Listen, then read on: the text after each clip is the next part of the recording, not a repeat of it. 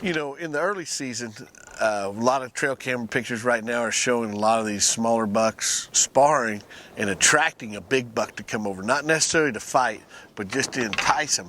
And when we talk about these little spars, this may just be a little bit of feeling, you know, hey, you got 6 inches horns, I only have 3-inch horns, or, you know, I got 8 or 10, and you just this little tick and just a little soft, and most people don't relate it to much until you actually watch a couple young deer actually doing it, and that bigger deer will come out, look over the rise, and he may want to come down there and show those little guys about how big. And for example, the other day on trail camera, 2 younger deer had been sparring for a couple trail camera pictures, and then a big one came wide over and pushed them right out of the way.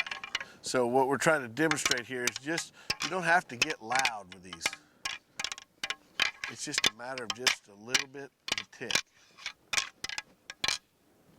And we'll simulate it because the bag, I like the horns, but the bag has come a long ways, and this has got a safety little deal that goes around it, keeps them from being rattling anyway, but it's just a soft.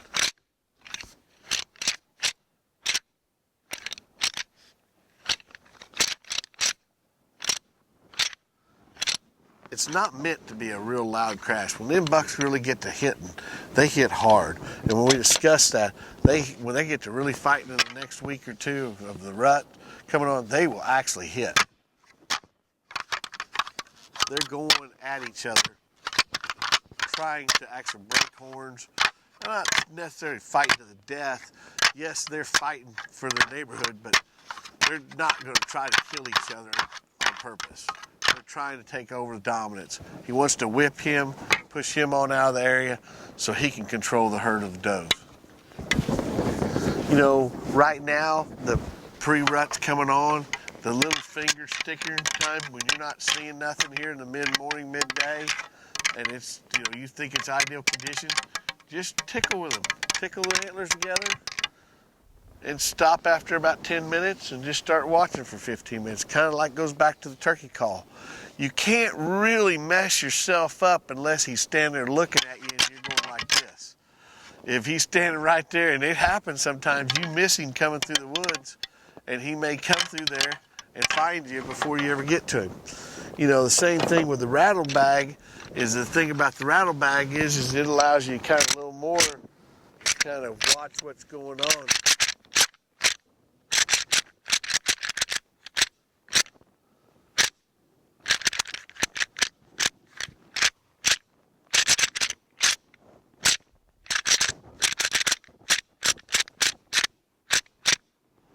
Then just put your rattle bag down, watch for 5 or 10 minutes, see what's coming around the corner. Mornings, afternoons, evenings, when you're not seeing much and you know that you're right in the deer, you're not seeing the movement, it's a great opportunity to use any of the horns or the deer calls. But a lot of times where people see the best result is they see a deer that's way, way off. And then they can reach over and pick up those horns, hit them, watch him react.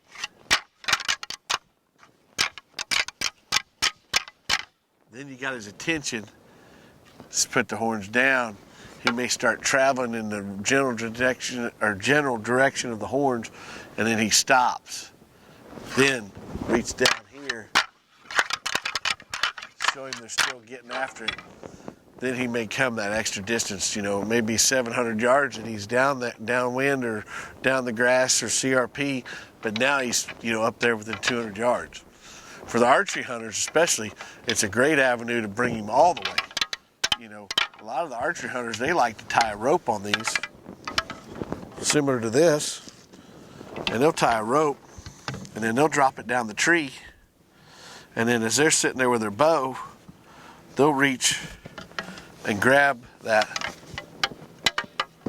and rattle with them on the end of the string to let that deer come on to a lower sound rather than coming to a high sound.